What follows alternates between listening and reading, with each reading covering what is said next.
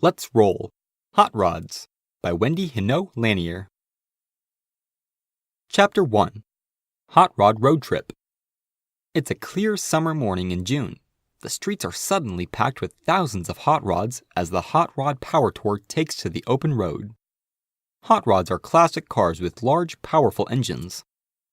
Drivers roll through Kentucky during the Hot Rod Power Tour.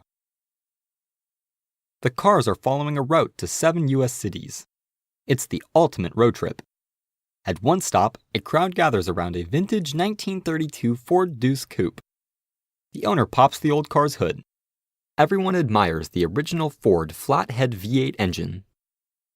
Power Tour. The Hot Rod Power Tour is an annual event that takes place in June. The 7-day tour covers 7 cities and more than 1,500 miles, 2,414 kilometers. Approximately 2,000 hot rods are part of the tour, with more than 3,500 people completing the entire trip. The tour showcases many different makes and models of hot rods. This hot rod's hood is open so people can get a closer look at the engine. Fun fact: people who own and work on hot rods are often called gearheads. The owner turns the key and the engine roars to life. The crowd shouts its approval over the noise. On the road again, the hot rodders head to the next city on the tour. This evening's event is a car show and demonstrations by the Specialty Equipment Market Association, SEMA. Tomorrow's drive will take them to a new city and a special racing competition.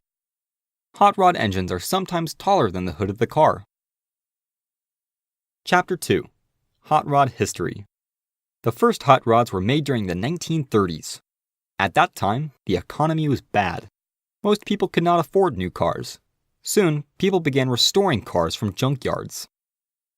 2 men work on a hot rod in the 1950s. People swapped out engines and searched the junkyards for parts. They created streamlined custom cars to race on straight-line courses. The dry lake beds of Southern California were perfect for these courses. Fun fact: in 1963, the Beach Boys released an entire album of songs about hot rods. Among them was Little Deuce Coupe, a song about a 1932 Ford hot rod. Some hot rod owners paint flames on their cars. World War II, 1939 through 1945, brought an end to hot rodding for a time. But when the war was over, interest in hot rods returned. Many soldiers had learned mechanical skills in the military. They applied these skills to building faster cars. The popularity of hot rods grew. The first National Hot Rod Exhibition was held in 1948. Hot Wheels. For decades, children have enjoyed playing with hot rod toys. The Mattel Company introduced the first Hot Wheels die-cast cars in 1968. Its first car was a blue 1968 Chevrolet Camaro. Since then, Mattel has sold more than 1 billion Hot Wheels vehicles. Pony cars, such as the Chevrolet Camaro, are affordable but sporty.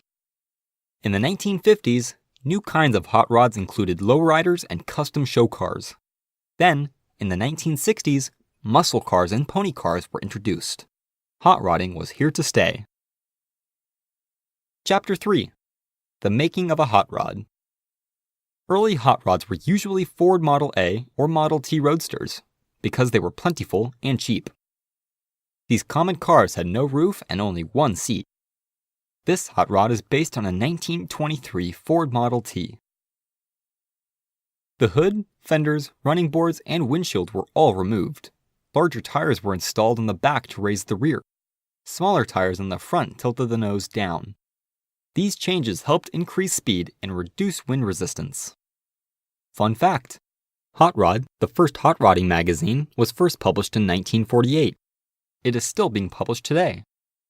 A Ford pickup truck's hood is open to display the flathead V8 engine. The engine for most hot rods was a Ford flathead V8. Ford began mass-producing the V8s in 1932, making them cheap and easy to find. It was also easy to make changes to boost performance. By changing out parts and making minor adjustments, hot rodders created engines that could go more than 100 miles per hour. 161 kilometers per hour. Making a living. Today, many people make their livings restoring or creating custom cars. They use the latest tools and technology to create works of art. These specialty cars can cost tens of thousands of dollars. Some specialty car builders are so well known that they have their own TV shows. Chapter 4. Today's Hot Rod. Hot rodding began as a way to bring new life to old cars. It allowed young people to own cars without spending a lot of money. A car's artwork is as much a part of hot rodding as its engine. But today's hot rods are part art and part mechanical wonder, and they are no longer cheap. Hot rodding has become a big business. Companies make a wide variety of parts to soup up or customize a stock car. They also produce newly made reproduction parts that make it possible to build a complete hot rod. Hot rodding is a popular American pastime that is not likely to fade away. Fun fact: the first hot rod movies appeared in the 1950s. They included Rebel Without a Cause and Thunder Road. A custom-built hot rod from the 1930s is on display at a car show in California. How it works. Chrysler 426 Hemi. A popular engine for today's hot rods is the Chrysler 426 Hemi. It gets its name from its combustion chambers, which are shaped like hemispheres. Its valves are inline rather than side by side. This design allows for better airflow and less heat loss. This burns fuel more efficiently and wastes less energy. The spark plugs are centered at the top, providing more even ignition.